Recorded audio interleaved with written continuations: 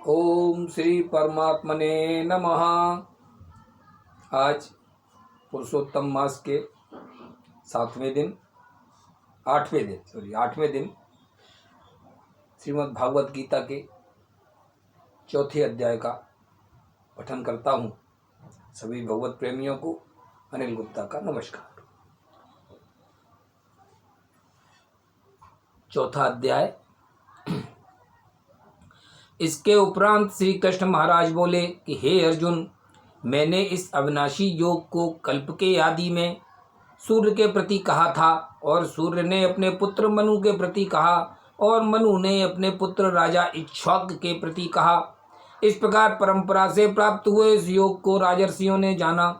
परंतु हे अर्जुन, वह योग बहुत काल से इस पृथ्वी लोक में लोप हो गया था।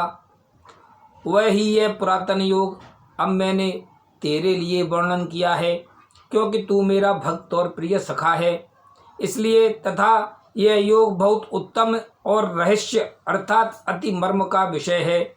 इस प्रकार भगवान श्री कृष्णचंद्र महाराज के वचन सुनकर अर्जुन ने पूछा कि हे भगवान, आपका जन्म तो आधुनिक अर्थात अब हुआ है और सूर्य का जन्म बहुत पुराना है, इसलिए इस योग को कल्प के आदि में आपने कहा था, यह मैं कैसे जानूं। इस पर श्री कृष्ण महाराज बोले, हे अर्जुन, मेरे और तेरे बहुत से जन्म हो चुके हैं, परंतु हे परंतप, उन सबको तू नहीं जानता है और मैं जानता हूँ। मेरा जन्म प्राकृतिक मनुष्यों के सदृश नहीं है। मैं अविनाशी स्वरूप अजन्मा होने पर भी तथा सब भूत प्राणियों का ईश्वर होने पर भी अपनी प्रकृति को अधीन करके योग माया से प्रकट होता हूँ। हे भारत, जब जब धर्म की हानि और अधर्म की वृद्धि होती है, तब तब ही मैं अपने रूप को रचता हूँ अर्थात प्रकट करता हूँ, क्योंकि साधु पुरुषों का उद्धार करने के लिए और दूषित कर्म करने वालों का नाश करने के लिए तथा धर्म की स्थापना करने के लिए युग युग में प्रकट होता हूँ। इसलिए हे अर्जुन, मेरा वह जन्म और कर्म दिव्य अर्थात अलौकिक है। इस प्रकार जो पुरुष तत्व से जानता है, वह शरीर को त्याग कर फिर जन्म को नहीं प्राप्त होता है, किंतु मुझे ही प्राप्त होता है। हे अर्जुन, पहले भी राग भय और क्रोध से रहित अनन्य भाव से मेरे में स्थित वाले मेरे शरण हुए बहुत से पुरुष ज्ञान रूप तप से पवित्र हुए मेरे स्वरूप को प्राप्त हो चुके हैं। क्योंकि हे अर्जुन, जो मेरे को जैसे भजते हैं, मैं भी उनको वैसे ही भजता हूँ। इस रहस्य को जानकर ही बुद्धिमान मनुष्यगण सब प्रकार से मेरे मार्ग के अनुसार बरतते हैं। जो मेरे को तत्व से नहीं जानते हैं, वे पुरुष इस मनुष्य लोक में कर्मों के फल को चाहते हुए देवताओं को पूजते हैं और उनके कर्मों से उत्पन्न हुई सिद्धि भी शीघ्र ही होती है, परंतु उनको मेरी प्राप्ति नहीं होती। इसीलिए तू मेरे को सब प्रकार से भज। हे अर्जुन, गुण और कर्मों के विभाग से ब्राह्मण, क्षत्रिय, वैश्य और शूद्र मेरे द्वारा रचे गए हैं। उनके कर्ता को भी मुझ अविनाशी परमेश्वर को तू अकर्ता ही जान, क्योंकि कर्मों के फल में मेरी स्पृहा नहीं है, इसलिए मेरे को कर्म लिपायमान नहीं करते। इस प्रकार जो मेरे को तत्व से जानता है, वह भी कर्मों से नहीं बनता है, तथा पहले होने वाले मुमुक्षु पुरुषों द्वारा भी इस प्रकार जानकर ही कर्म किया गया है। इससे तू भी पूर्वजों द्वारा सदा से किए हुए कर्म को ही कर। परंतु कर्म क्या है और अकर्म क्या है, ऐसे इस विषय में बुद्धिमान पुरुष भी मोहित हैं। इसीलिए मैं वह कर्म अर्थात कर्मों का तत्व तेरे लिए अच्छी प्रकार कहूँगा कि जिसको जानकर तू अशुभ अर्थात संसार बंधन से छूट जाएगा। कर्म का स्वरूप भी जानना चाहिए और अकर्म का स्वरूप भी जानना चाहिए तथा निषिद्ध कर्म का स्वरूप भी जानना चाहिए, क्योंकि कर्म की गति गहन है। जो पुरुष कर्म में अर्थात अहंकार रहित की हुई संपूर्ण चेष्टाओं में अकर्म अर्थात वास्तव में उनका ना होना पना देखे, और जो पुरुष अकर्म में अर्थात अज्ञानी पुरुष द्वारा किए हुए संपूर्ण क्रियाओं के त्याग में भी कर्म को अर्थात त्याग रूप क्रिया को देखे, वह पुरुष मनुष्यों में बुद्धिमान है और वह योगी संपूर्ण कर्मों का करने वाला है। हे अर्जुन, जिसके संपूर्ण कार्य कामना और संकल्प से रहित हैं, ऐसे उस ज्ञान रूप अग्नि द्वारा भस्म हुए कर्मों वाले पुरुष को ज्ञानी जन भी पंडित कहते हैं। जो पुरुष सांसारिक आश्रय से रहित सदा परमानंद परमात्माओं में लिप्त है, वह कर्मों के फल और संग अर्थात कर्तव्य अभिमान को त्याग कर कर्म में अच्छी प्रकार बरतता हुआ भी कुछ भी नहीं करता है। जीत लिया है अंतःकरण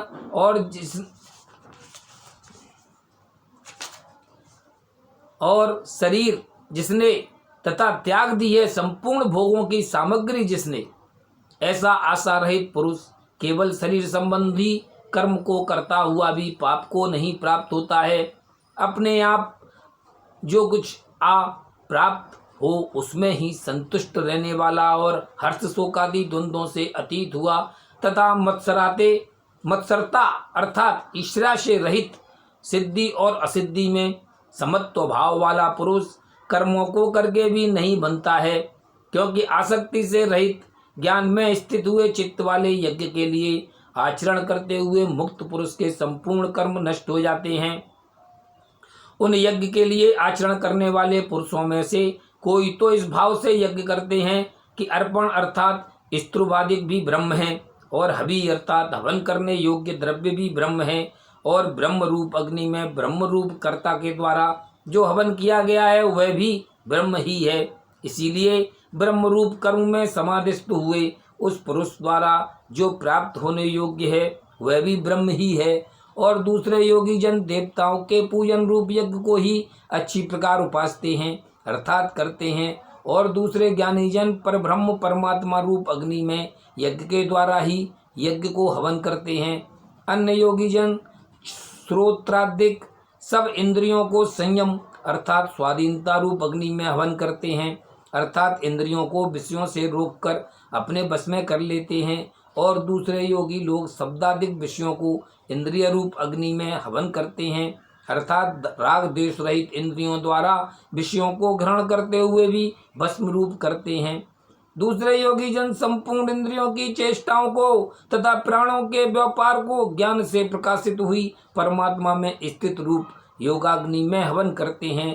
दूसरे कई पुरुष ईश्वर अर्पण बुद्धि से लोक सेवा में द्रव्य लगाने वाले हैं, वैसे ही कई पुरुष स्वधर्म पालन रूप तप यज्ञ को करने वाले हैं और कई अष्टांग योग रूप यज्ञ को करने वाले हैं।